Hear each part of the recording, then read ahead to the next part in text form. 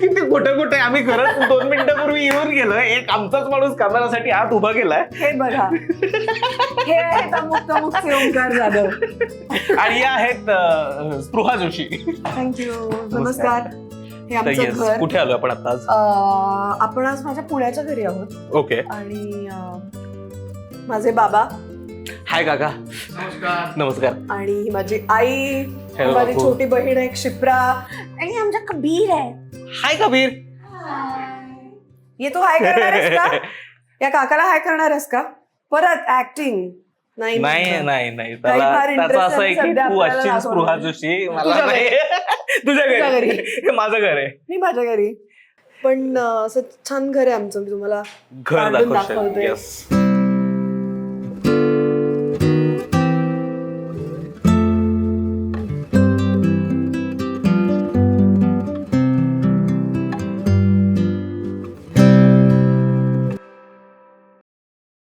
तर आपण स्पृहाताईंच्या किचन मध्ये आलेलो आहोत आणि स्पृहाताई आपल्यासाठी चहा बनवणार आहेत. किती जणांचा चहा करतेस तू स्पृहा? 6. तुझी चहाची रेसिपी असं काही आहे का? माझे कप मोजून होऊ देत. मला भयंकर गोंधळ होतोय सगळ्यामध्ये. मला परत पहिल्यापासून सुरुवात करायला लागेल नाही तर. आणि हा माझ्या बाबतीतला नेहमीचा विनोद आहे की हिला मोजताच येत नाही किती. पण तू खरंच किती टाकलायस चहा? 6 कप. आता मला कन्फ्युज. आता जो होईल तो वाटून घ्यायचा. पण तू 6 पाण्याचे कप घातलेत. हो. मग त्यात दूधही जाणार ना? त्यात दूधही जाणार ना. मग तो 12 कप नाही होणार का? नाही होणार. गप्पा बस. अगं तसं असतं ना. पण कारण मी दूध घालत नाही जास्त चहामध्ये. अच्छा. सो मी हे सांगत होते की चहाच्या बाबतीत क्रायटेरिया माझा फक्त एकच आहे की मला खूप आलं लागतं चहामध्ये. आणि बेसिकली विदाऊट आलं मी चहाच पिऊ शकत नाही. सो मी बाहेरही कुठेतरी गेले आणि मला आल्याचा चहा नाही मिळाला तर मी म्हणते की मला चहा देऊ नका, मग चालेल. मग मला कॉफी द्या. पण मग तू कॉफी ड्रिंकर आहेस की चहा ड्रिंकर आहे? आयडियली मला असं वाटतं की माझी सकाळ चहाशिवाय चालू होत नाही. ओके. 1 कप चांगला चहा नाही प्यायला तर मला सकाळ झाल्यासारखी वाटत. त्यामुळे मी चहा फॅन आहे असं म्हणू शकतो. ओके. कॉफी माझ्यासाठी जरा ऍडजस्टमेंटची गोष्ट आहे थोडी. मला सांग, तू किती फ्रिक्वेंटली येते या घरी आई बाबांच्या? आता खूप येते कारण प्रयोग असतात नाटकाचे. सो ऍटलीस्ट 2 आठवड्यातनं एकदा तरी इथे येणं होतं. आणि आई बाबांना त्या निमित्ताने भेटणं होतं. आणि बेसिकली आमच्या दोन्ही आज्या इथे राहतात. सो त्याच्यापैकी एक आहे 88 आणि एक आहे 89. बापरे. तर त्या दोघी सुद्धा जरा वाट बघत असतात की आम्ही कधी येतोय दोघी. आणि there are very rare moments जेव्हा मी आणि शिप्रा एकत्र इकडे आहोत. सो आम्ही असं शक्यतो ट्राय करतो की जर का करता आलं एकत्र जमायचा प्लॅन तर करावा जितकं होईल तितकं. आता कबीरमुळे एक वेगळी एक्साइटमेंट असते. त्याला भेटायचंच असतं. ज्यावेळेस तू घर म्हणतेस त्यावेळेस ते घर म्हणजे काय येतो यासाठी? म्हणजे व्हॉट इज दॅट फिलिंग म्हणून सुद्धा, किंवा काय म्हणूयात, घरातल्या कुठल्या गोष्टी आहेत ज्या तुला घरासारख्या वाटतात? ऍक्च्युली गोष्टींपेक्षा मला असं वाटतं ते फिलिंग्ज आहे ना की आपण एका सेफ स्पेस मध्ये आलोय परत. की इथे आता आपल्याला कोणी काही प्रश्न विचारणार नाहीये, कोणी कशाही वरनं आपल्याला जज करणार नाहीये. किंवा ज्या क्षेत्रामध्ये आपण वावरतोय तिथे आपल्याला सतत माणसं भेटत असतातच, वेगवेगळी आणि खूप एकत्र. तर मला स्वतःला त्या कोलाहलापासनं, त्या गडबडीपासनं, त्या गोंधळापासनं अलूफ करणारी ही जागा वाटते. घराची स्पेस जी माझी असते तिथे मग मला माझे इयरफोन्स, त्याच्यात चालू असलेली गाणी, एक पुस्तक, बाहेरचा झोपाळा, निवांत मी बसले, किंवा थंडीच्या दिवसात तर इथे पंखाही लागत नाही, इतकं गार असतं. सिटीपेक्षा जवळपास 1-2 डिग्री कमी टेम्परेचर असतं. सो एक फक्त छान काहीतरी दुले घेऊन मी बसले वाचत, हे माझ्यासाठी आय थिंक फॅन्टॅस्टिक चित्र आहे, मला आवडणार. मी पहिल्यांदा ऍक्च्युली मला अजिबातच पसंत नव्हतं जेव्हा आईबाबांनी ठरवलं की ते मुंबई सोडून पुण्यात येणार आहेत. कारण माझ्यासाठी मुंबईचं त्यांचं घर हे परत म्हणजे होम कमिंग ज्याला म्हणतो तशी ती स्पेस असायची. मुंबईत आता आपलं घरच नाही आईबाबांचं, म्हणजे आपलं घर इन द सेन्स आईबाबांचं. हे मला पचायला खूप वेळ लागला. पण मग नंतर when I got use to this place मला असं झालं की एक तर प्रत्येकाला या घरात त्याचा त्याचा कोपरा आहे. हम्म. आज्या असतील, आई बाबा असतील, प्रत्येकाची स्वतंत्र स्पेस आहे. तरी सुद्धा मी मगाशी म्हटलं तसं आमच्या घरात इतकं येणं जाणं असतं लोकांचं आणि एव्हरीबडी इज म्हणजे ऑलवेज वेलकम. हम्म. त्यामुळे तिथं माणसांचाही वावर आहे आपल्या जवळच्या आणि ती स्वतःची म्हणून एक जागा पण आहे. मला सांग, ज्यावेळेस म्हणजे तू कायमच मुंबईत वाढलेली आहेस, मुंबईत राहिलीस, तिथेच शिक्षण, कामही तिकडेच अर्थात, अशातनं ज्यावेळेस पुण्याला आईबाबा शिफ्ट होतात आणि मग आता म्हणजे तुझी सुद्धा ती अर्धी आयडेंटिटी आता आता तुझं माहेर कुठे तर पुणे असं जे झालंय, तो शिफ्ट काय आहे तुझ्यासाठी आणि आईबाबांसाठीचा पण कसा वाटतो तुला तो? सो मला ना हा पुण्याचा जो पेस आहे तो मुंबईच्या पेसपेक्षा कायम म्हणजे काय, आवडलेला आहे. पुण्याचा पेस, मुंबईचा पेस? निवांत, ओके. छान, निवांत, आपल्या आपल्या आवडीने गोष्टी होत राहतील, जग घडत राहील, याचं काहीतरी आपण आपल्या घरात राहायचं. आपल्याला झोप येते हे आपण आता एस्टॅब्लिश केलेलं आहे. आपल्याला दुपारची झोप आली की आपण 1 ते 4 दुकानं बंद ठेवायची. कोणी काही म्हणो, काही फरक पडत नाही. हे जे आहे ना ते मला खूप आवडतं. मला हे पण माझ्या हे खूप जवळचं स्टिरियोटिपिकल नाहीये का? म्हणजे आता कुणी झोपत नाही, म्हणजे आता चितळ्यांचं पण दुकान 1 ते 4 उघडं असतं. असू दे ना, पण मनातले स्टिरियोटाइप जात नाही. तसं माझ्या मनातला पुण्याचा पेस हाच सेट झालाय आणि जो क्लिअरली मुंबईचा नाहीये. हो. मला मुंबईला माझा दिवस हा असाच सुरू होतो, असा एक हो. सकाळी सकाळी ब्लॅक कॉफीचा शॉट मारल्यासारखा, ज्याची मला काही गरज नाहीये आता. तर ते मला पुण्यात आल्यानंतर असं होतं की हा सगळं छान आहे. वेकेशनला गेल्यासारखं ऑलमोस्ट. ऑलमोस्ट. तुला फिरायला जातेस तुला तेव्हा तू बीचेस आवडतात तुला की माउंटन्स आवडतात?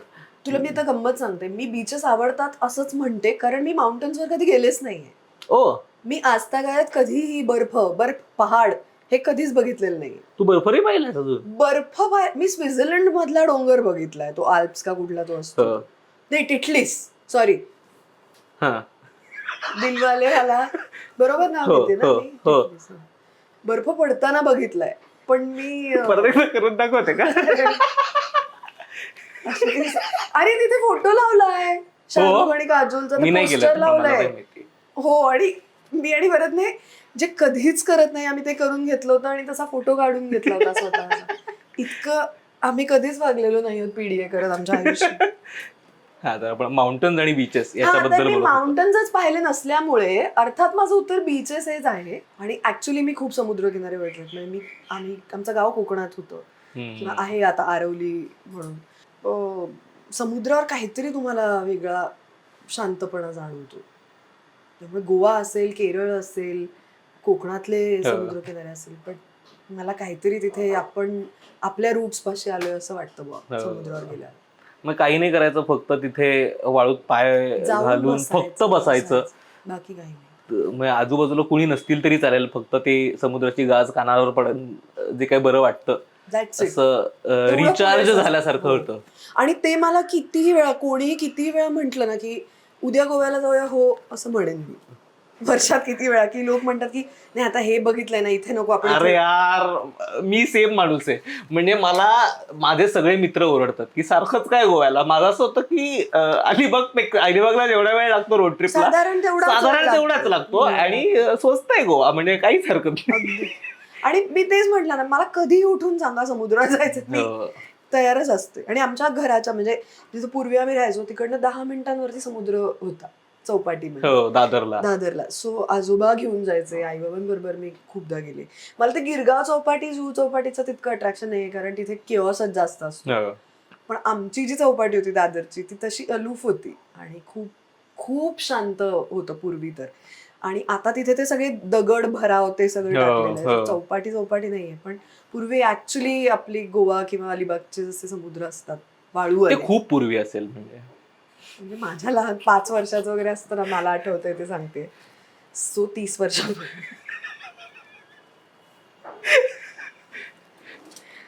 आता मी गोष्ट शोधतेय जी मला सापडत नाहीये इथे. आई, चिमटा कुठे, चिमटा? अरे वा, अरे वा, बघितलंय मी पण याच्यात चिमटा नाहीये. नाही आहे, तर आता मला बघून द्या तो कोणीतरी प्लीज. थँक्यू. काकूनी फक्त चिमटा दिलाय, चिमटा काढला नाही याच्यात मला जरा पण मी तशी हे मुलगी आहे गुणी, तिला फार वेळ येत नाही चिमटे काढायची मला. हो का? हे त्यांच्याकडनं ऐकायला मला जास्त आवडेल. पण आमची आई फन आहे खूप. हो.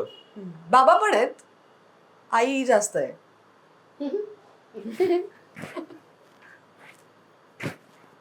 काही गोष्टी इतिहास जमा होतात ना तशातली फन असणार. नव्हे नव्हे गुणी गुणी. Oh no. मी वाटच बघत होतो या चिमट्याची, जो चिमटा मिळालाय मला. यावरच तुम्हाला कळलं असेल माझी आई फन आहे. मला पहिला एपिसोड स्पृहा सोबतच करायचा होता. म्हणजे मी गेली जवळपास 2 महिने स्पृहाच्या तारखा घेण्याचा प्रयत्न करतोय. पण त्या इतक्या बिझी होत्या की मला आज हा फायनली. कशात बिझी होते ते सांग ना पटकन, नाटकाचं प्रमोशन करू सर. पटकन सांगू. तर स्पृहाताईंचं नवीन नाटक भद्रकालीचं जे आता आलेलं आहे, तर ते नाटक ज्याचं नाव आहे सांगा कसं जगायचं. सांगा कसं जगायचं, आणि खूप सुंदर नाटक आहे. म्हणजे मीच आता गेल्या दीड आठवड्यापूर्वी पाहिलं. कमाल नाटक आहे. म्हणजे मला आता खूप छान वाटतं. म्हणजे स्पृहाही ते सांगत होते की गुरुवारचा बुधवार म्हणजे पुण्यातला प्रयोग होता दुपारी, आणि तोही जवळपास हाऊसफुल होता. तर इतकं वीकडेला सुद्धा जर बुकिंग होत असेल नाटकाचं, तर जाऊन बघण्यासारखं नक्की आहे. काकू तुम्ही पाहिलं का? कसं वाटलं तुम्हाला? सुंदर, खूप सुंदर. हा ना. खूप वेगळा विषय, पण एकदम खिळवून ठेवणार आहे. हो.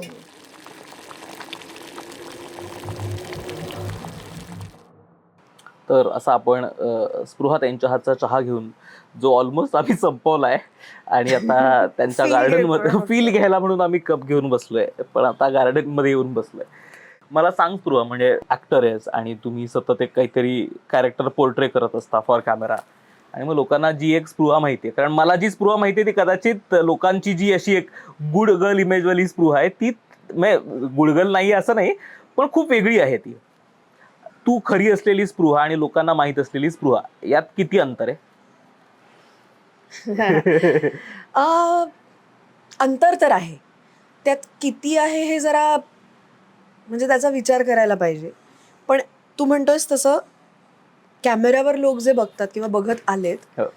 ते कायम एक सोज्वळ सात्विक अशी मला बघत आलेत. आणि अगदीच तशी मी नाहीये. म्हणजे टू बी व्हेरी प्रिसाईज, उंच माझा झोकामधली रमाबाई ह्या इमेजमधनं लोकांनीही मला फार कधी त्यांच्या मनातनं बाहेर येऊ दिलं नाही. तर तशी मी 2026 सालामध्ये निश्चित नाहीये. मी बऱ्यापैकी स्ट्रॉंग हेडेड, बऱ्यापैकी गोष्टी अपफ्रंट बोलणारी आजच्या काळातलीच मुलगी आहे. आणि मी घरामध्ये खूपच, म्हणजे आता माझ्या घरातलं वातावरणही तुला माहिती आहे, त्यामुळे आम्ही एकमेकांची खूप धाडदिशी काही गोष्टी बोलतो. नंतर विचार करून अरे बापरे हे तेव्हा बोलायचं होतं वगैरे, आत्ता अगदी असं असं ऐकलं वगैरे, ही मी नाही. मी फार तडक फडक पण नाहीये, हेही तितकंच खरं आहे. माझं अपब्रिंगिंगच असं आहे की कायमच एक बेसिक सॉफ्टनेस हा माझ्या व्यक्तिमत्वात आहे. पण त्या व्यतिरिक्तचा जो एक एक्स्ट्रा आपण बाहेर वावरतानाचा हा जो असतो, तसा माझा घरात नक्कीच नाही. आणि तसं मी वागत नाही, तशी मी बोलत नाही. मी माझ्या घरात जे मी म्हटलं ना की कदाचित म्हणून पण मला ती स्पेस खूप वेगळी आणि महत्वाची वाटते, की मी बाहेर जी असते त्यापेक्षा मी घरामध्ये नसते तशी वागत नाही मी. मला सांग, तुला स्पेस किती मॅटर करते? म्हणजे मला ना असं कायम, खूप फालतू उदाहरण आहे पण असं कायम व्हायचं की मला जर अभ्यास करायचा आहे, हे शाळेतलं किंवा यातलं कॉलेजमधलं उदाहरण आहे, की मला ना माझी वेळ योग्य असायला पाहिजे. मग माझं ठरलेलं काहीतरी एक युनिट असायला पाहिजे, आणि मग त्याच ठिकाणी बसायचं त्याच वेळेस. मग मला कोणी येऊन विचारू नका, कारण माझ्यासाठी ती स्पेस कायमच खूप मॅटर होती. म्हणजे माझ्यासाठी खूप मॅटर करायची ती स्पेस. जर ती स्पेस असेल ना माझ्याकडे, तर मग मी करीन काम. मग अमुक तमुक सुरू केलं त्यावेळेस पण आमचं असं होतं की आधी ऑफिस पाहिजे, कारण जोपर्यंत ऑफिस नाही तोपर्यंत आपण काम करतोय असं वाटत नाही. ती शिस्त पाहिजे आणि मग काम होणार आहे. तसं माझ्यासाठी ती स्पेस मला खूप मॅटर करते. तुला स्पेस किती मॅटर करते? ॲक्च्युली तुला सांगू का, जेव्हा मी लहान होते, म्हणजे शाळेत होते, तेव्हा आम्ही 1 BHKच्या घरात राहायचो. आई, बाबा, मी, क्षिप्रा. आणि माझी आणि क्षिप्राची झोपायची खोली ही हॉल ही होती. आणि आमचा, मला आठवतं, असा एक डबल बेड ओढायचा, नाही का, तो सोफा असतो, मग तो सोफा कम बेड होतो. त्याच्यातच आपली अंथरुणं असतात, उषा असतात. आणि तिथेच आमचं एक असं ओढायचं, ओपन करायचं रायटिंग टेबल होतं. खिडकी होती बाजूला, रायटिंग टेबल होतं, ते ओपन करायचं आणि माझं डेस्क होतं तिथे. एक टेबल लॅम्प छोटा असायचा, तो लावायचा. आणि मला ती स्पेस खूप जास्त आवडायची. लक्झरी होती का तर नव्हती, पण स्पेस होती का, एक स्वतःचा कॉर्नर होता का तर होता. मग माझी ती पुस्तक वाचायची जागा होती, मग माझी ती लिखाणाची जागा होती, अभ्यास करायची जागा होती. प्रायव्हसी नव्हती तिकडे, कारण तो हॉल होता ना, शेवटी घराचा हॉल होता. सो लोक येत आहेत, गप्पा मारतायत, तिथेच बसलेत, हे सगळं चालू असायचं. पण त्याचं काही वाटलंच नाही, कारण माझ्यासाठी एकदा त्या कॉर्नरमध्ये मी गेले की माझं एक वेगळं विश्व तयार व्हायचं. तिथेच वरती माझं पुस्तकांचं कपाट होतं, माझी गोष्टीची वगैरे सगळी पुस्तकं जी होती अभ्यासाची, सगळी लावून ठेवलेली असायची. आणि मला ती लावलेली स्पेस, त्याच्यात आपली पुस्तकं आहेत, हे खूप काहीतरी भारी वाटायचं. दुसरी गोष्ट, मला एक सवय होती की अभ्यासाच्या पुस्तकांमध्ये आत लपवून गोष्टीचं पुस्तक वाचायचं. तर मी किती एकदा अभ्यासाच्या नावाखाली श्यामची आई किंवा साने गुरुजींच्या गोड गोष्ट, कारण पुन्हा त्याच्यामध्ये विचार आहे, बारीक पुस्तक जे एका पुस्तकात जाईल तसंच पुस्तक पाहिजे. जाड पुस्तक झालं तर आईला कळणार, ते नाही कळलं पाहिजे, म्हणून मी ती लपवून लपवून तशी पुस्तकं वाचायचे. आणि मी वाचनामध्ये रमून जायचे. माझ्यासाठी हा सगळ्यात कायम आवडता छंद होता आणि कदाचित अजूनही आहे, की एक पुस्तक आणि मी, दॅट्स इट. सो तू जे म्हणतोयस ना, मी आत्ता विचार करते, मला असं कधी झालं नाही की मला हेच पाहिजे, हाच कॉर्नर पाहिजे किंवा असं काही. पण जर तो असेल तर मला तो आवडत नाही असंही नाहीये. त्यामुळे तेही आहे की असेल तर मी त्याचा पुरेपूर वापर करते. जसं आत्ता माझा युट्यूब व्हिडिओज बनवायचा एक स्पेसिफिक कॉर्नर आहे, मी तिथेच बसून माझे सगळे व्हिडिओज रेकॉर्ड करते. किंवा तिथे गेलं की मला असं वाटतं की हां, आता इथे आपल्याला चांगलं सुचणार आहे काहीतरी. पण तसं बघायला गेलं तर मी दौऱ्याच्या बसमध्ये पण कविता केली आहे. सो एकाच स्पेसमध्येच सुचावं लागतं का, तर तशी काही जबरदस्ती नाहीये, म्हणजे सुचतच नाही बाहेर कुठे असंही नाहीये. पण येस, ते असेल तर मजाही तितकी जास्त येते, हेही खरं आहे माझ्या बाबतीत. सो येस, म्हणजे ती स्वतःची स्पेस, तो कॉर्नर, तो आपलेपणा, आपण तिथे काही काही गोष्टी जमवलेल्या असतात, काही पिसं असतील, काही फ्रेम्स असतील, काही फोटोज असतील, हे आपण तिथे सजवलेलं असतं. हे आपलं आहे, हा जो भाव आहे त्याच्यातला, तो तुझ्या कुठल्याही इतर किती फॅन्सी हॉटेल रूम जरी असली तरी तिला तिथे येत नाही. माणसं किती महत्वाची आहेत आणि तुझ्यासाठी किती महत्वाची आहेत माणसं? काय झालंय मी तुला सांगते, आमच्या घरी ना पहिल्यापासनं, म्हणजे मला आठवतंय तेव्हापासनं माणसांचं, नातेवाईकांचं, मित्रमंडळींचं प्रचंड येणं जाणं आहे. सो ॲक्च्युली मी हे बघितलं की आमच्या घराचे दरवाजे कधीच बंद नसायचे, कायम उघडे. आणि हे फक्त पुस्तकातलं किंवा पुस्तकी असं वाक्य नाहीये. माझ्या आईबाबांना माणसांची भयंकर हौस आहे. त्यांना त्यांचं करायला खूप आवडतं, त्यांना सतत आसपास लोक लागतात. त्यामुळे बघताना समजा आमची फॅमिली न्यूक्लिअर वाटत असेल तर आम्हाला ती जाणवलीच नाही की न्यूक्लिअर फॅमिली. कायम एकत्र कुटुंबासारखेच आम्ही वाढलो. आमचा प्रत्येक सण समारंभ हा, माझा काका त्याची फॅमिली, आत्या तिची फॅमिली, मावशी तिची फॅमिली, अशा सगळ्यांनी आम्ही एकत्र काढलेलं आहे.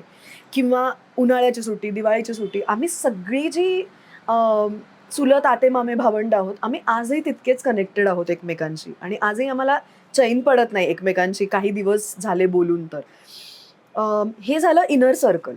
आता आउटर सर्कलमध्ये आई बाबांनी कायम एक वाक्य नेहमी मनावरती बिंबवलं की बाकी काही राहत नाही तुमच्यासोबत, माणसं राहतात.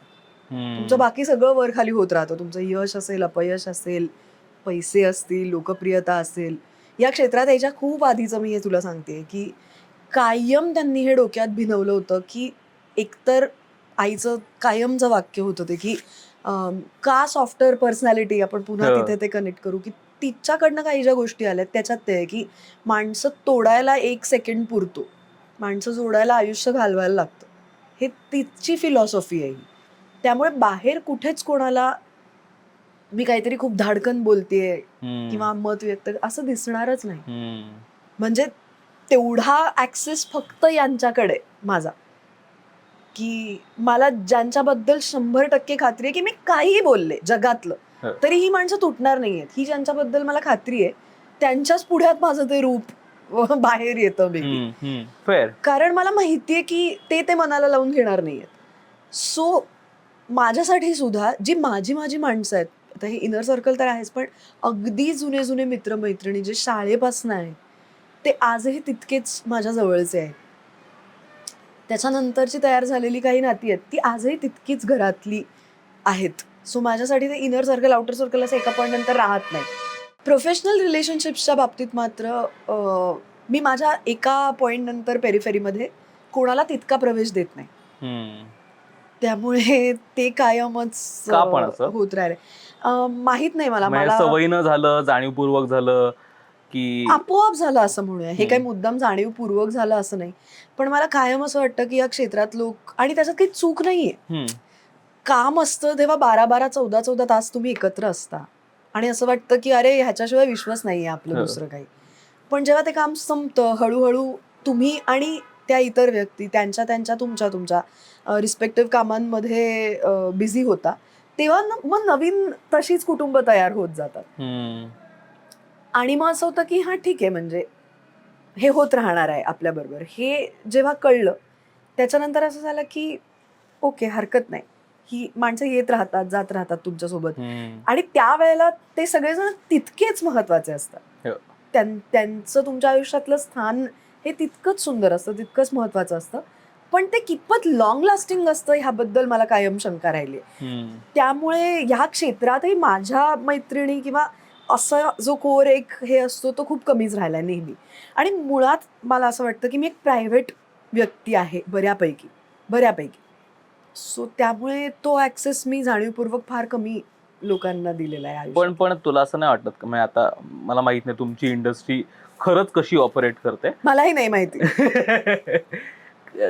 पण शक्यतो ते चमूचमूंमध्येच काम असतं ना. म्हणजे 4 मित्रमैत्रिणी असतात, मग ते एक प्रोजेक्ट करतात आणि मग दुसरा प्रोजेक्ट करतात. मग तुला कधी त्याचा असा त्रास नाही झाला का की माझे असे जवळची की ह्याच्या प्रोजेक्टमध्ये स्पृहा असतेच असं? आता तू बोलतोयस तेव्हा ते जास्त हिट करते आणि वाईट वाटून हिट करते की हो नो, सगळेच मित्र आहेत पण असा कोणीच नाहीये की नाही, जोक सपाट. पण मला वाटतं की माझ्या त्या स्वभावाचाही त्यात भाग आहे की मला असं वाटतं की हा ठीक आहे, हा शेअर एवढाच होता आपला त्यांच्या आयुष्यातला, त्यांचा आपल्या आयुष्यातला, फेअर इनफ.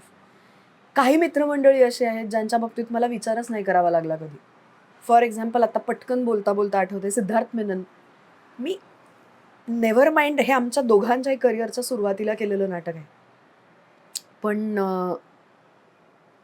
आत्ता गेल्या वर्षी माझे आईवडील जेव्हा भयंकर आजारी होते, दोघंही खूप विचित्र फेज होती माझ्यासाठी, तर मधल्या काळात खूप कमी म्हणजे काही असं होत नाही ना रे, रोज उठून आपण एकमेकांच्या फोनवर बोलतो. पण आता बघ की 20 वर्षापूर्वी 15 वर्षापूर्वी ज्याच्याबरोबर काम केलंय ती एक व्यक्ती मधल्या काळात रोज फोनवर हाय हॅलो नसताना सुद्धा, रोज व्हॉट्सॲपवरती चॅट करत नसताना सुद्धा त्या काळात माझ्या बरोबर हजर होती जेव्हा सगळ्यात जास्त गरज होती तेव्हा. सो अशी सुद्धा नाती असतात ना की जिथे आपण फायदा तोटा कशाचाही विचार करत नाही. तिथे आपल्याला इतकंच कळतं की हा माझा मित्र आहे, आपल्या गरजेच्या वेळेला हा उभा राहणार आहे, दॅट्स इट. आणि मला असं वाटतं एका पॉईंट नंतर ओमकार की फायद्यासाठी मित्र तयार होण्यापेक्षा, असे म्हणजे प्रोफेशनल फायद्यासाठी मित्र तयार होण्यापेक्षा, मैत्रिणी तयार होण्यापेक्षा ऍक्च्युली अशा मैत्रिणी मित्र तयार होणं ही खूप सुंदर गोष्ट आहे. सो मग मला स्वतःबद्दल चांगलं पण वाटतं की आपण तशी काही नाती डेफिनेटली तयार केलीत जी डोळे झाकून मी रात्री 2:30 वाजता 3 वाजता जरी फोन केला तरी ते माझ्यासाठी असतील. पण अदरवाईज काय हे होत राहील रे, सिनेमे होत राहतील, नाटकं होत राहतील, हे सगळं टेम्पररीच आहे ना. त्यातलं मगाशी मी म्हणलं तसं यश अपयश त्यातनं येणाऱ्या गोष्टी हे होत राहील, पण ही नाती परत परत नाही तयार होत. तू आता यश अपयशाबद्दल बोललीस, तर तुझ्यासाठी यश अपयश हे कसं आहे? आणि असं कधीही झालंय का की एखादी गोष्ट अच्छा जमते बरं का आपल्याला, आणि हे होतं ना की हे आता जमायला लागलं बरं का आपल्याला असं, आणि असं वाटून डोक्यात थोडी हवा गेली आहे किंवा हवा लागली आहे, असं कधी झालंय का? हवा जाणं आणि हवा लागणं हे आमच्या घरात होऊच शकत नाही. कारण माझ्या घरातल्या ज्या व्यक्ती आहेत त्या बरोबर टाचणी लावून तो फुगा म्हणजे फुगायच्या आधीच फोडून टाकतात असं मला वाटतं. पण खरंच तसं झालं नाही की हवा गेली. कारण एकतर त्याच्या मागे असे कारण असेल की मी तुला सांगू का, मुळात थोडी अंडर कॉन्फिडंट मुलगी आहे. अंडर कॉन्फिडंट हो. त्यामुळे एकतर मी अति अनालिटिकल पण आहे स्वतःच्या कामाला घेऊन. मला कधीच असं वाटत नाही की आपल्याला जमलं किंवा आपल्याकडनं हे चांगलं झालं. मला सतत असं वाटत राहतं की नाही काहीतरी कमी होतंय वाटतं, आणखीन करायला पाहिजे, आणखीन करायला पाहिजे. हे काम करत राहिले ना मी इतकी वर्ष, त्यालाही कुठेतरी हेच कारण आहे की नाही नाही आणखीन करायला पाहिजे, काहीतरी आणखीन वेगळं करायला पाहिजे. मी या क्षेत्रात आले तेव्हा यायच्या आधी सुद्धा माझ्या मनात हा प्रश्न होता की आपण दिसायला फार ग्रेट नाही, आपल्याला फार उंची नाही, हिरोईन म्हणून आपल्याला कामं मिळणार आहेत का नाही. I had no idea about it. मला प्रत्येक पहिल्यांदा तर सुरुवातीला जे काम मिळालं ते एकातनं एक मिळालं, आणि त्यामुळे ना तो स्वतःबद्दलचा तसा कॉन्फिडन्स कधी बिल्ड झाला नाही माझ्या डोक्यात. त्यामुळे यशाची प्रत्येक टप्प्यावरची व्याख्या बदलत गेली. आणि माझ्यासाठी मी कायम वन डे ॲट अ टाइमनी काम केलं की आज आपण काय करतोय. मला शाश्वतीच नव्हती उद्या काय मिळणार आहे, त्यामुळे हा विचारच डोक्यात आला नाही. प्रत्येक वेळेला बरं असं रॅन्डम झालं ना कामाच्या बाबतीत. काही लोकांचं असं असतं की ते ठराविक पद्धतीने पेडेस्टल ठेवून काम करतात. मग ते मालिका करतात, मग ते नाटक करतात, किंवा उलटं नाटक करतात, मग एखादी मालिका करतात, मग चित्रपट करतात. माझ्या बाबतीत सगळं उलटापालटा क्रम आहे. एकांकिका केल्या, मग तिकडनं पहिल्यांदी मालिका तर लहानपणी केली चाइल्ड ऍक्टर म्हणून, सो ते माध्यम एक्सप्लोअर करून झालं होतं. सई परांजपेंनी डिरेक्ट केलेली चिरायू नावाची शॉर्ट फिल्म केली तेव्हा मी शाळेत होते, सो ते माध्यम कळलेलं होतं. सिनेमा केला तेव्हा मी 12वीत होते, मायबाप नावाचा, ते मध्येच केलं. मग परत ठरवलं की अच्छा ऍक्टिंगच नाही करायची, आता UPSCचा अभ्यास करायचा आहे. मग अभ्यास केला तो, मग लक्षात आलं की अरे हे तर आवडतच नाहीये, नाही नाही खरं तर हे आवडतंय. मग परत नाटक केलं, लहानपण डेगा देवा, मग पुन्हा मालिकांमध्ये. सो ह्याला काहीही क्रम नाही, जसं आलं तसं समोर करत गेले. आणि सोशल मीडिया नव्हता त्या काळामध्ये, त्यामुळे स्वतःची आता वेगळी इमेज पोर्ट्रे करायची हा सेन्सच नव्हता, किंवा वेगळं काही स्वतःला आता वेगळं आपल्याला दाखवायचं आहे हे माहीतच नव्हतं. त्याच्यामुळे ना खूप मला वाटतं की फ्लोमध्ये काम करत गेले, जे चांगलं झालं. मला असं आत्ता असं वाटतं की आपण एक बऱ्यापैकी यशस्वी कारकीर्द आपली आहे तसं बघायला गेलं तर. कारण केलेल्या मालिका, त्यातली कॅरेक्टर्स लोकांच्या अजून लक्षात आहेत. So I feel nice about it की छान फ्लोमध्ये ठहरावाने ज्याला म्हणतो तसं काम झालं. सो मधनंच एकदा डोक्यात येतं कधीतरी, फ्रस्ट्रेट व्हायला होतं की सगळ्याच नटांना वाटत असतं की आपण सिनेमात भारी काम करतो, आपल्याला सिनेमे मिळायला पाहिजेत. आणि सिनेमे मी करतही होते, पण त्याच्यानंतर अचानक सिनेमे यायचंच बंद झालं. आता ह्याला अपयश धरून बसू का मग जे झालंय किंवा जे करते आहेत त्याच्यात जे यश दिसतंय ते सेलिब्रेट करू. तर I am taking this path की नाही, आपण एक छान नाटक करतो जे लोकांना आवडतंय, ज्यात मला मात्र मी खूप आनंदी आहे नाटकांच्या बाबतीत, मला जी कॅरेक्टर्स करायला मिळाली त्या बाबतीत, किंवा मालिकांच्याही बाबतीत. खरं तर कारण मला मिळालेली सगळी कॅरेक्टर्स फॅन्टॅस्टिक होती मालिका आणि नाटकांमधली. रोल एक्सप्लोअर करायला सिनेमात मिळाले नाहीत हे सत्य आहे, ते ऍक्सेप्ट करून आणि पचवून मी हे बोलते. सो असं म्हणूया की जे काही ह्या बाबतीतलं अपयश आहे, काम मिळवण्याच्या बाबतीतलं, ते बाजूला ठेवलं तर उर्वरित जी येत गेलेल्या कामांमधलं यश आहे ते मला आवडणारं यश आहे.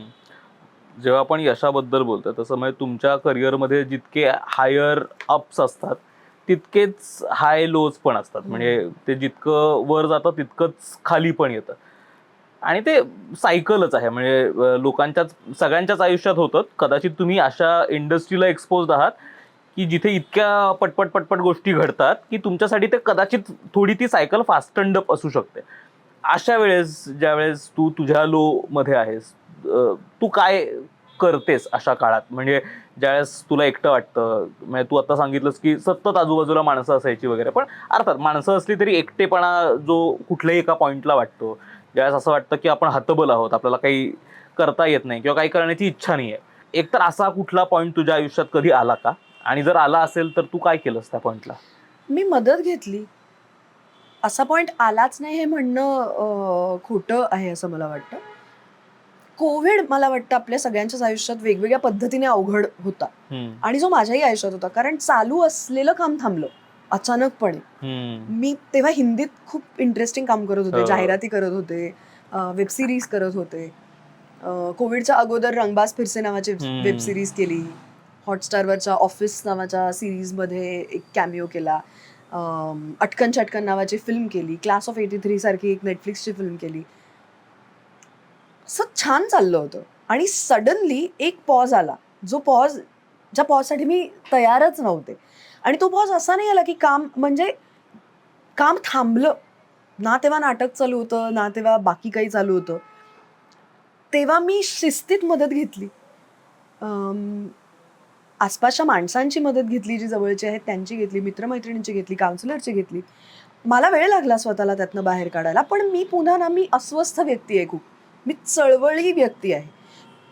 त्या पॉजमुळेच कदाचित मी माझ्या यूट्यूब चॅनलचं काम करायला लागले. तिथे मला असं वाटलं की मी नाही केलं हे आत्ता. मी 24 तास घरी राहायची मला सवयच नव्हती. वयाच्या 14-15व्या वर्षानंतर मी कंटिन्युअस काम करते. मी घरात आहे याची सवय नाहीये. मग मी खूप शेड्यूल लावून घेतलं स्वतःचं. त्याच्यात घरातली कामंही होती, त्यात हे यूट्यूब, त्याचा रिसर्च, त्याच्यासाठीचं वाचन, लिखाण, कविता शोधणं, कविता लोकांशी शेअर करणं, त्याचे व्हिडिओज करणं, हे सगळं मी डोक्याला लावून घेतलं. मी डूडल्स करायला लागले. मी चित्र रंगवायला, म्हणजे जे आपण लहानपणी करायचो, जे आपल्याला असं वाटायचं की ह्याच्यात मज्जा आहे, त्या सगळ्या गोष्टी मी केल्या. मी नव्याने स्वयंपाक करायला लागले. सो मी स्वतःसाठी पर्याय तयार करत राहते. संकर्षण वाया स्पृहा हा या पर्याय तयार करण्यातनं तयार झालेला कार्यक्रम आहे. म्हणजे बाकी काहीच नाही तर काय, तर त्याचं उत्तर आमच्यासाठी हे होतं की ऑनलाईन तर वाटतंय लोकांना कविता आवडतात. स्मृतिगंधाचे अमित टिल्लू, आम्ही हसलो होतो ते हे म्हणाले तेव्हा की आपण एक तुमचा संकर्षणचा आणि तुझा कवितांचा कार्यक्रम करूया. तर आम्ही खरंच हसलो होतो की एखाद्या कार्यक्रमाचं निवेदन करणं वेगळी गोष्ट आहे, ऑनलाईन आपल्या कविता टाकणं वेगळी गोष्ट आहे, पण तिकीट काढून येतील का लोक ह्या गोष्टी ऐकायला आणि बघायला? तर तो कार्यक्रम झाला ना, आज तो आम्ही 3 वर्ष गेली तो कार्यक्रम करतो. त्याचे 200 प्रयोग व्हायला आले आता. सो हे पर्याय तयार करत राहणं मला वाटतं फार गरजेचं आहे आमच्या क्षेत्रात. एस्पेशली स्वतःसाठी स्वतःला कंटाळा न येऊ देता स्वतःवरती काम करत राहणं हे अत्यंत गरजेची गोष्ट आहे. मला सांग, अशी कुठली गोष्ट आहे जी तू स्टँडच करू शकत नाही, म्हणजे हे म्हणजे नाहीच असं असं काय आहे तुला कुठल्याही बाबतीत? म्हणजे एखादी लोकांमधली क्वालिटी असेल, एखादा काहीतरी पर्स्पेक्टिव्ह असेल किंवा बिहेवियर असेल, असं काही? मी तुला सांगू का, अनोळखी लोकांनी मी काय खायचंय, प्यायचंय आणि घालायचंय कपडे हे सांगणं मला अजिबात आवडत नाही. That is one thing I cannot stand. असं काय सांगितलं लोकांनी तुला? अशा अनेक कमेंट्स. आपण आता सिम्पल, नॉनव्हेज मी खाते, आवडीने खाते, त्याच्यावरती हे काय तुम्ही कसं नॉनव्हेज खाता पासून ते कपड्यांवरनं लोकांना बोलणं, मग ही हे असेच पाहिजे, हे तसंच पाहिजे, ह्या पद्धतीने, हे काय तुम्ही घातलंयत वगैरे हे बोलणं मला हे आवडत नाही. मला असं वाटतं की हा अधिकार मी फक्त माझ्या घरातल्या लोकांना दिलेला आहे. आता ह्याच्या खालती पण काही गोष्टी येतील लिहून ह्या वाक्यावरती सुद्धा, पण हे मला बिलकुल आवडत नाही. आणि दुसरी गोष्ट, मला डिसरिस्पेक्ट आवडत नाही. I can not stand it. कुणीही कुणाशी, कितीही वयाच्या माणसाने कुठल्याही वयाच्या माणसाशी डिसरिस्पेक्टनी किंवा चुकीच्या टेस्टनी काहीही बोलणं मला आवडत नाही. आणि माझं असं होतं की मी तुमच्याशी जर रिस्पेक्टनी वागते आहे, बोलते आहे, तर बेसिक मिनिमम अपेक्षा आहे माझी. सगळ्यात जास्त तर ते सोशल मीडियावरतीच येतं हो. आणि ते सतत आपल्याला आदळतं म्हणून मी हे बोलते. म्हणजे हो हो नाहीतर काय, पूर्वीच्या काळी तर ते सोपंच होतं डील करणं, की बाहेरच्या माणसांचा डिसरिस्पेक्ट आपल्यापर्यंत पोहोचत नव्हता. पण मला within core inner circle, inner group सुद्धा आणि बाहेरच्या कुठल्या व्यक्तीने सुद्धा चुकीच्या पद्धतीने चुकीच्या गोष्टी बोललेल्या आवडत नाही. That is a thing that I cannot stand. तू कधी ट्रोल झाली आहे सोशल हा. मीडियावरती? खूप. कशावर ना? अरे लय गोष्टी आहेत. जसं की एकतर पहिली गोष्ट तर कपडे. हा. मी खूप पूर्वी, म्हणजे 10 वर्षांपूर्वी वगैरे एक फोटो टाकला होता जो असा हॉल्टर नेकचा ब्लाऊज होता आणि तो बघून ट्रोलिंग, म्हणजे त्याची बातमी आली पेपरात छापून, इतपत अरे बापरे. ट्रोल केलं होतं की ह्याला काय अर्थ आहे वगैरे वगैरे. आणि त्याच्यात काहीच नव्हतं. गंमत ही आहे की काही असताना ट्रोलिंग झालं असतं तरी मी एक वेळ समजू शकते की हा झालं बुवा ट्रोल. काहीच नव्हतं त्यात. तर त्यावरनं ट्रोल झालं. त्याच्यानंतर अनेक इंटरव्ह्यूज मधले आता तर रील्स येतात हं, किंवा क्लिकबेट असतं हल्ली, हं. फार मजेशीर. मोठे मोठे चॅनल्स आहेत, त्यांचे युट्यूब किंवा इंस्टाग्राम हँडल्स आहेत. तुम्ही कन्सेंट न घेताच आमचा थेट तेवढं एक काहीतरी करून ते रील लावता किंवा एक बातमी ऑनलाईन पोर्टलवरती करता आणि स्पृहा जोशी सोबत झालं हे. म्हणजे काय ते तुम्ही लिहित नाही. स्पृहा जोशीने केलं हे काय काय केलं, ह्याला हे पण कारणीभूत आहे ते ट्रोलिंग व्हायला, हे सगळं. किंवा खाण्यापिण्यावरून एक फिश खातानाचा फोटो टाकला, हा. एक क्रॅब खातानाचा व्हिडिओ टाकला तर हे शोभत नाही, ह्याला काय अर्थ आहे, प्लीज बी व्हेजिटेरियन. तुम्हाला काय करायचंय? मी येते का सांगायला तुम्ही काय खा? तुम्ही पण नाही सांगायचं मला. हे अलाइंड आहे. पुन्हा आपण मगाशी जो बोललो तो मुद्दा, हं. मला अजिबात आवडत नाहीत अशी माणसं. बरं, माझी एक पॉलिसी आहे की मी डायरेक्ट एकाही नेगेटिव्ह कमेंटला मी उत्तर देत नाही.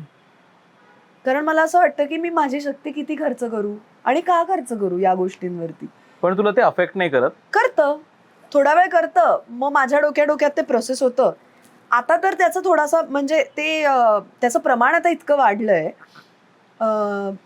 कारण लोकांकडे, मला माहित नाही, तो इझी ऍक्सेस असा इतका तयार झालाय की आता मी हे करायला लागले की आय डोंट डिझर्व दिस.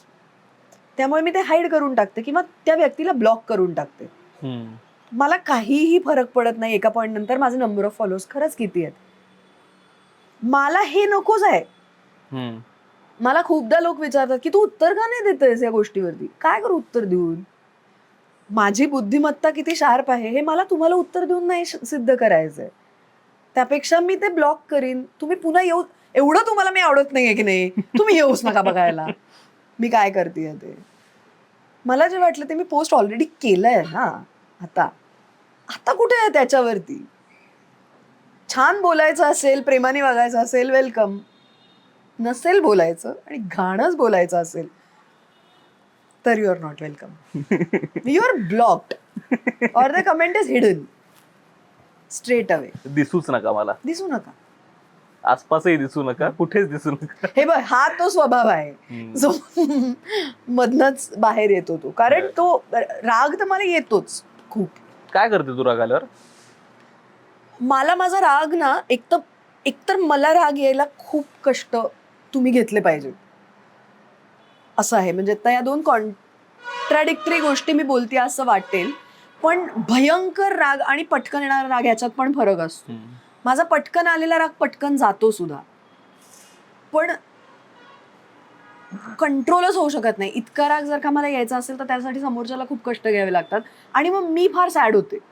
मला भांडता नाही येत समोरच्या माणसाशी. मी खूप वीक आहे आर्ग्युमेंटमध्ये. मला आर्ग्यू नाही करता येत, मला माझे मुद्दे नाही मांडता येत. मग मी रडू लागते थेट आणि मग माझा डिफेन्स मेकॅनिझम हे आहे की मी तो विषयच बंद करते. मी कोशात निघून जाते माझ्या किंवा अनेकदा वाद अवॉइड करायचा असेल मी झोपून जाते. माझं शरीर गिव्हअप करतं, मी झोपून जाते. माझा सगळ्यात मोठा डिफेन्स हा मी झोपून जाणं हा आहे. आणि होतं असं की मग मी जेव्हा उठते तेव्हा मी विसरून जाते की ते झालंय आणि मग ते भांडणही मूव्ह फास्ट होतं, ते सगळं मग ते मागे पडतं. सो दॅट इज जरा कॉम्प्लिकेटेड आहे, पण आहे खरं. आता जे काही आत्ता आपण कॉन्व्हर्सेशन करतोय की मलाही आता आपण मधल्या काही काळात भेटलो आणि त्यातनं माहितीये आता तू मेंटली इमोशनली थोडी जिथे आहेस आता की तुला फार कशाचं तू फार लावून घेत नाही, म्हणजे तू स्वतःची स्पेस ती छान जपतेस आणि ती खूप सिक्युअर्ड स्पेसमध्ये आहेस तू. म्हणजे काही झालं तरी तू तुझ्या भोवतीचं जे तू विश्व तयार करून घेतलेलं आहेस किंवा जे आता तू करतेस त्यात तू खुश आहेस, म्हणजे अशी तू कुरकुर करत नाहीयेस. नाही. तू इथे कशी पोचलीस? म्हणजे तू कायमच ही मुलगी होतीस जी ती स्पेस जपायची स्वतःची आणि स्वतःच्या सॅनिटीसाठीच हे करायची गोष्टी, की आता तू तिथे पोचलीयस? नाही, मला असं वाटतं it's been a journey. Essentially तुला मी सांगू का, म्हणजे लहानपणात आपण गेलो, म्हणजे मी स्वतःला समजा लहान इमॅजिन केलं ना, तर मी खूप हॅपी मुलगी आहे. मी अत्यंत एक खुशमिजाज किंवा आनंदी, आसपास जे आहे सगळं छान आहे, सगळे जग छान आहे, हो, सगळी माणसं गोडच असतात. मला बावळट म्हटलेलं आहे माझ्या घरच्या लोकांनी, अत्यंत जवळच्या लोक, की असं नसतं, लोक वेगळे असतात, ते असतात वेगळे, ते दाखवतात वेगळे. हे मला माझ्या खूप जवळच्या मित्रमैत्रिणींनी घरच्या खूप समजावलेलं आहे आणि जे कधीच माझ्यापर्यंत पोहोचायचं नाही. मला असं वाटायचं की असं काहीच नसतं, सगळं छानच असतं. पण मग हळूहळू तुम्हाला रियालिटी हिट व्हायला लागते. हळूहळू तुम्हाला ॲक्च्युली गोष्टी, तुमच्याबरोबर काही गोष्टी घडू लागतात.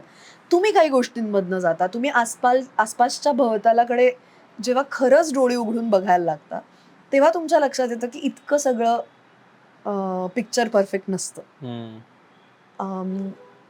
तुला ती ही मुलगी माहिती आहे का, जाने तू या जाने ना मधली, जी इम्रान खानची गर्लफ्रेंड असते बघ, मंजिरी फडणवीसने जे कॅरेक्टर केलं होतं, की तिचे आई बाबा एकमेकांशी खूप भांडत असतात आणि इन हर हेड ती अशी की कितने क्यूट है ना, कितने क्यूट है ना दोनों, कैसे झगड़ते हैं ना. तिला तिने तिच्यावरती घेतलेलं ते एक कवच आहे ना. माझं उलट होतं, मला खरोखरच तसं आहे असं वाटायचं. त्या ह्याच्यात मी होते, शेलमध्ये नाही, त्या इमॅजिनेटरी काय वर्ल्ड मध्ये.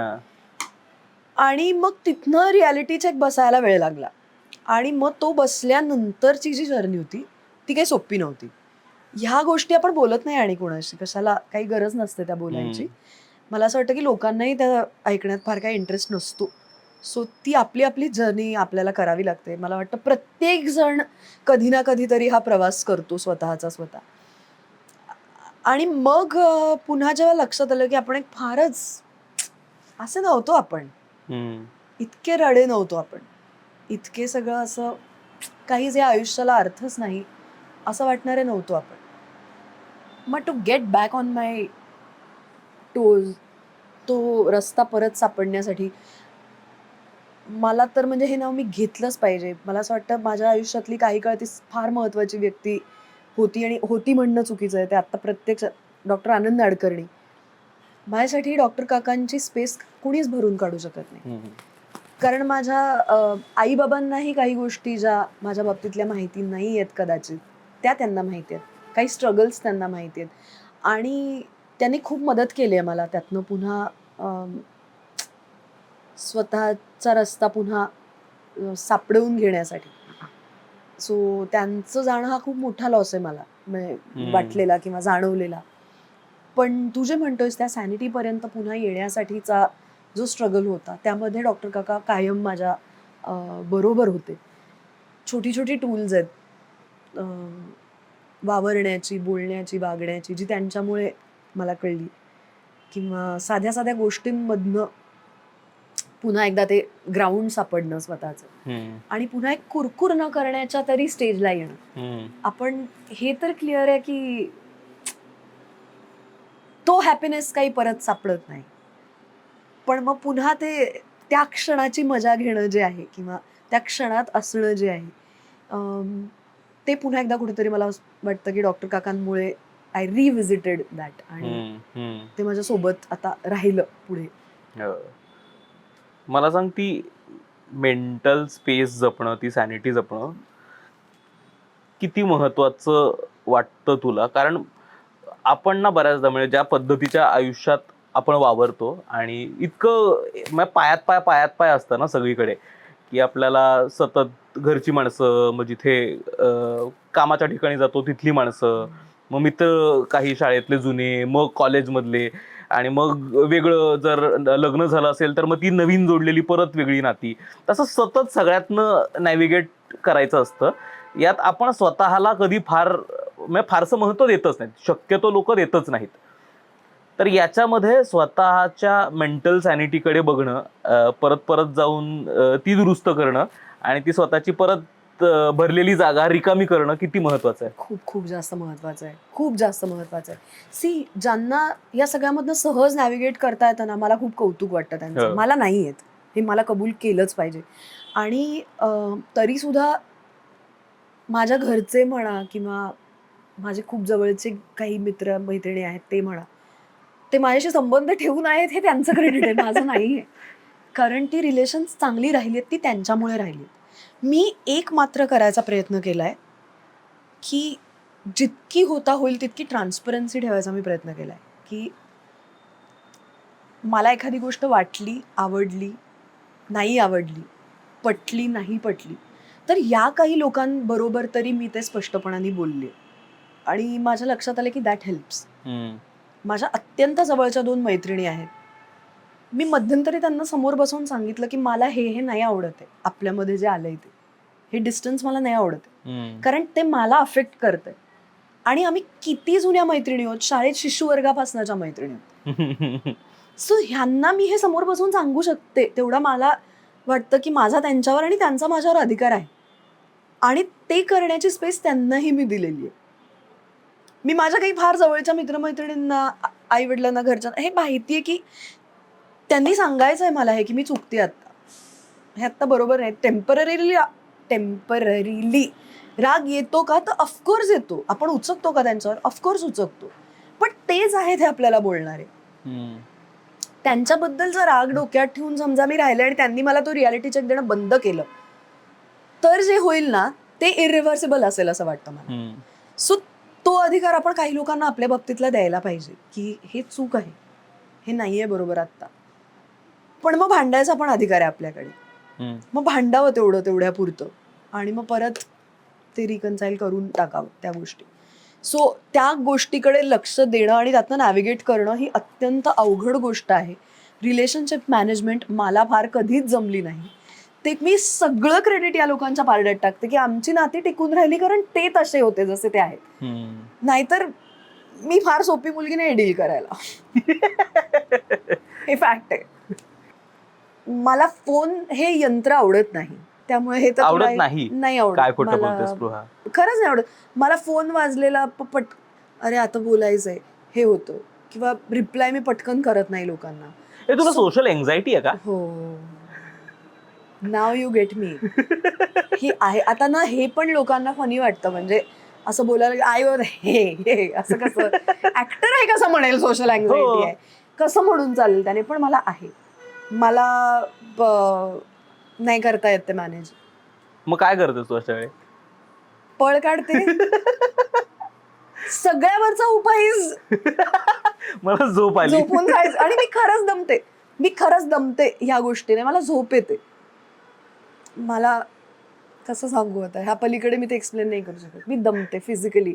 सो अनेक लोक माझ्यावरती चिडतात की तू फोन का नाही उचलत. त्याच्यात तुझी अनेक कामं गेली आहेत. फोन उचलून लोकांशी न बोलल्यामुळे त्यात अनेक कामं गेली आहेत. अनेक लोकांना असं वाटलं की काय फालतूगिरी आहे, आम्ही काय चीटोजवर फ्री आलोय का, हिला काय एवढं की एक फोन नाही करतायत. तर नाही करतायत. मला नाही करतायत. मला तयार करावं लागतं स्वतःला कम्युनिकेशनसाठी. असा तुझ्याबद्दलचा काय गैरसमज लोकांमध्ये असू शकतो जो तुला कदाचित माहिती आहे, जसं की हेच आहे ऍटिट्यूड असणं. भयंकर ऍटिट्यूड आहे या मुलीला. अत्यंत स्नॉबिश मुलगी आहे. नकोस ना मग खड्ड्यात जा तू, हे लोकांना माझ्याबद्दल वाटू शकतं की डोंट खूप नागझडी वगैरे असं वाटू शकतं. तू घरी असतेस, कारण आता आपण घरी आहोत, तू घरी असतेस त्या तुझं एक काय रिच्युअल आहे जे तू फॉलो करतेस की मी घरी आहे म्हणजे मी हे करणार, असं काय आहे असतं?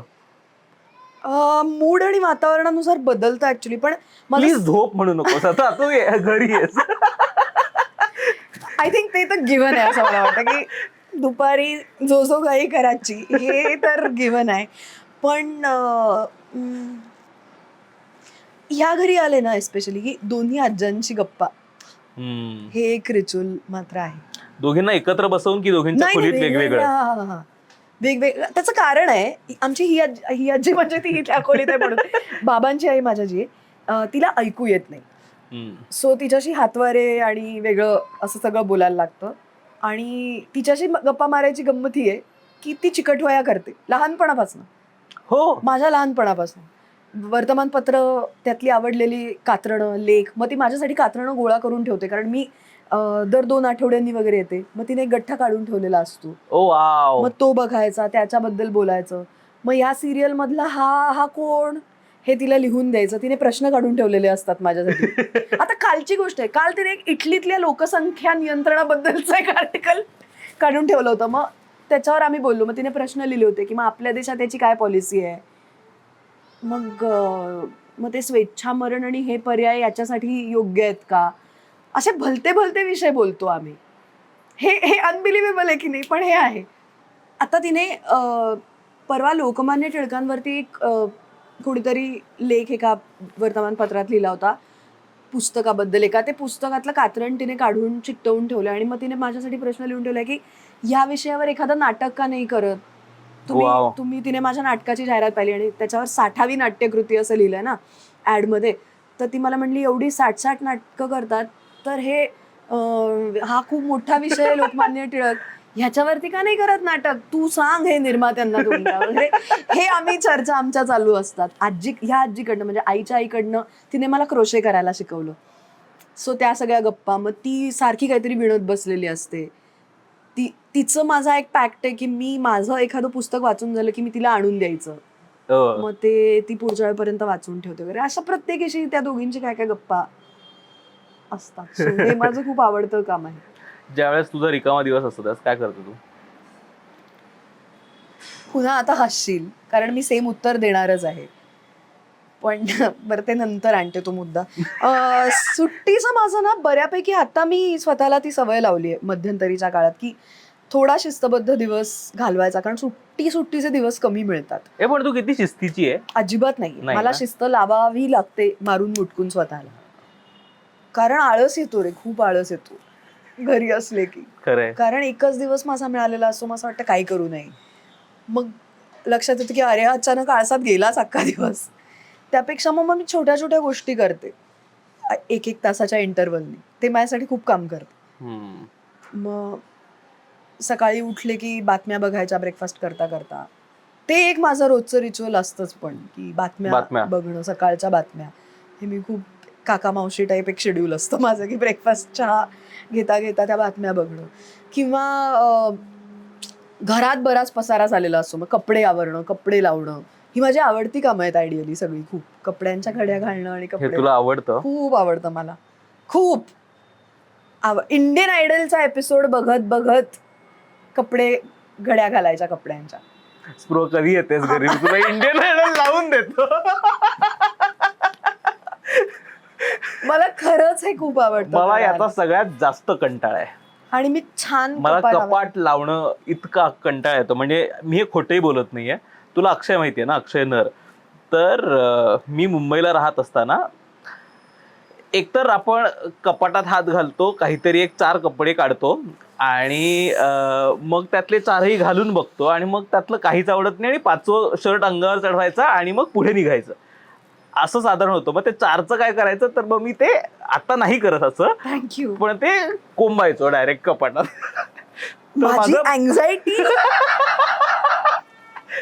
तर माझं कपाट असं उघडलं की अंगावर यायचं, असं सगळेच्या सगळे मला घाला करत सगळे कपडे यायचे. तर मग मी सहनच करू शकत नाही. तर दर 2 महिन्यांनी मी अक्षय घरी यायचा आणि मग मी अक्षयला म्हणायचो की माझं कपाट लावून दे. मग अक्षय सगळ्या कपड्यांच्या घडी घालायचा आणि माझं कपाट लावून द्यायचं. क्षिप्रा करायची. ताई आणि मग शिप्राचे ते असं सगळे कपडे मी काढून गड्या घालून पुन्हा हात लावणे वगैरे आणि मला खरंच खूप आवडतं हे.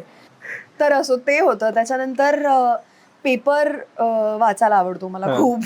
पेपर वाचणं, मग क्रोशे किंवा काहीतरी लिहायचं असतं ते लिखाण काम. एखाद दिवस सुट्टी असते तेव्हा यूट्यूबचे व्हिडिओज त्याचं प्लॅनिंग करणं, त्याचं काहीतरी स्क्रिप्ट लिहायचं असेल तर स्क्रिप्ट लिहिणं, त्याच्यासाठीचे कपडे गठ्ठा बाजूला काढणं, कारण मी शक्यतो एकाच दिवसात 5 व्हिडिओज वगैरे शूट करून टाकते घरातल्या घरात असेल. सो याच्या सगळ्यामध्ये बऱ्यापैकी वेळ जातो. स्वयंपाक एखाद दिवस पूर्ण जर घरी काय असेल तर चांगलं छान बनवतेस तू स्वयंपाक? मी एसेन्शियली खरं तर सगळं चांगलं करते. मला फक्त पोळ्या येत नाहीत करता चांगल्या. बाकी अदरवाईज मी खूप चांगला स्वयंपाक करते. तर फुरसतीत छान काहीतरी करणं आणि जो गाई करायची. दुपारचे एक छान 1.5-2 तास वगैरे काहीतरी वेब सिरीज आपल्याला शो चालू असतो तो बघून, हाय मंकी ते नाक लावून बघते दाराला, त्याला घेऊ का? मला आता घे ना हे प्लीज. होत नाही. आणि हे कायच नवीन आमचं, हा आहे आमचा नवा भाऊला.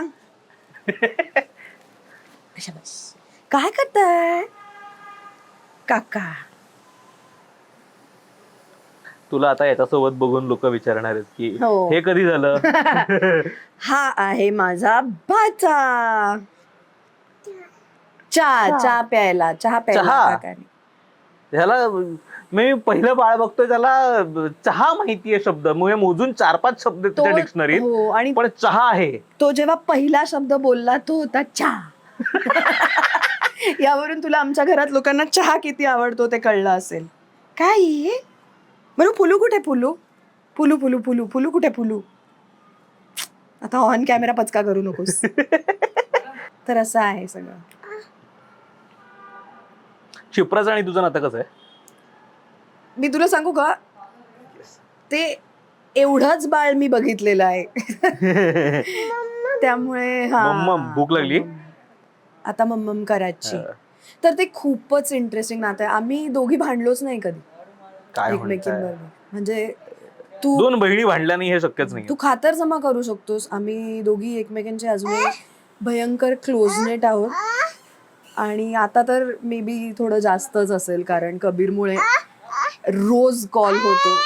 कपरे नानू आजोबा इकडेच आहे, हा बा इकडेच आहे, काम करायला गेले काम. त्यामुळे खूप घट्ट असं रिलेशन आहे. So without any judgement I think मला असं वाटतं की ती एक व्यक्ती आहे माझ्या आयुष्यातली की ती मला हँडल करू शकते. So तो एक खूप स्ट्रॉंग सपोर्ट आहे. जो आता शेजारून गेला, आता शेजारून गेला हा सपोर्ट. त्याला यायचंय आता बाहेर. Okay, last question. तुला जर स्पृहाला डिस्क्राईब करायचं असेल 3 शब्दात तर तू कसं करशील? बापरे,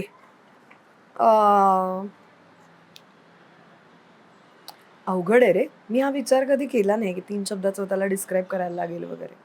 कॉम्प्लेक्स,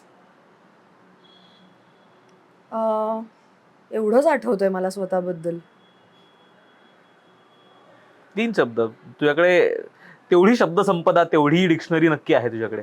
आणि डेंजरसली सगळं इंग्लिशच आठवत आहेत शब्द. हरकत नाही. मराठीत पटकन सुचत नाहीयेत शब्द. हरकत नाही. ओरडतील लोक मला यावर, पण नाही, तेवढं समजून घेतील. एवढ्या मराठी मालिका, एवढे मराठी नाटकं करते, 4 इंग्रजी शब्द वापरले तर काही बिघडत नाहीये. मी हे आहे, संवेदनशील आहे खूप, आणि प्रेमळ आहे मी ऍक्च्युली. सो असं सांगू शकतो आपण की मी एसेन्शियली प्रेमळ स्वभावाची मुलगी. त्यामुळे गुड, प्रेमळ आहे, सेन्सिटिव्ह आहे मी, आणि कॉम्प्लेक्स आहे. सो एवढं आपण करू शकतो मला एक्सप्लेन करण्यासाठी. ह्या कंडिशन्स देऊ शकतो, हे शब्द देऊ शकतो 3. हे व्यक्तिमत्व 3 शब्दात मावणार आहे. हे आता निवेदन गेलं आता नाही. ऑन दॅट नोट मला असं वाटतं की आपण वा, पण मी खूप टाळते जनरलीच स्वतःबद्दल असं बोलायचं, त्यामुळे जरा वेळ लागतो नाही ठरवायला. fair, म्हणजे ठीकच आहे. आणि आपण कधी विचारही करत नाही फारसं याच्याबद्दल. आणि मी एवढी ऑब्जेक्टिव्हली स्वतःबद्दल विचारच नाही करू शकत, म्हणजे मला येत नाही तेवढं करता. ते आलं असतं तर बऱ्याच गोष्टी सोप्या झाल्या असत्या. On that note thank you so much. हीच ती वेळ. मला वाटतं जेवायला जाऊ त्यानंतर. थँक्यू स्पृहा, म्हणजे खूपच मजा आली. हो, मजा आली. म्हणजे पहिलाच एपिसोड आहे या फॉर्मॅटचा, पण म्हणजे हेतू पण हा होता की घरी गेल्यानंतर माणसं खरी असतात आणि खरी माणसं घरी भेटतात. तर आय होप त्या खऱ्या खऱ्या स्पृहाला मला घरी येऊन भेटता आलं. आणि नाही, आय होप. तू काय हो, आय होप ना, I मला hope कशी की माहिती ना असं घरी भेटता असल्यावर आलं. स्पृहा कशी असते. म्हणजे आय होप की तुला ती भेटली खरी खरी स्पृहा. तू भेटवलीस कधी ह्याच्यावरती ना ते. पण होप, होप. उम्मीद पे दुनिया कायम है. पण खूप खूप मजा आली. This is I think this is as real as I can be. चला, हे बोलून, हे ऐकून मला काय कृतकृत्य झाल्यासारखं ते काय वाटलंय. पण मजा आली. मजा आली. म्हणजे आपण एवढं डीप शक्य तो बोलतच नाही बोलत. हो. तुम्हाला आजचा हा एपिसोड कसा वाटला नक्की कळवा. नवीन फॉर्मॅट एक्सप्लोर करतो आहोत. आणखीन छोटे छोटे बदल ओव्हर द एपिसोड्स होत राहतील, जशा गप्पा रंगतील तशा. पण स्पृहासोबतचाच हा पहिला एपिसोड असावा अशी खूप मनापासूनची इच्छा होती. आणि आय होप तुम्हाला आवडला असेल. जर तुम्हाला हा कॉन्टेंट आवडत असेल तर प्लीज अमुक तमुकला सबस्क्राईब करा, अजूनही केलं नसेल तर. धन्यवाद. बाय. बाय.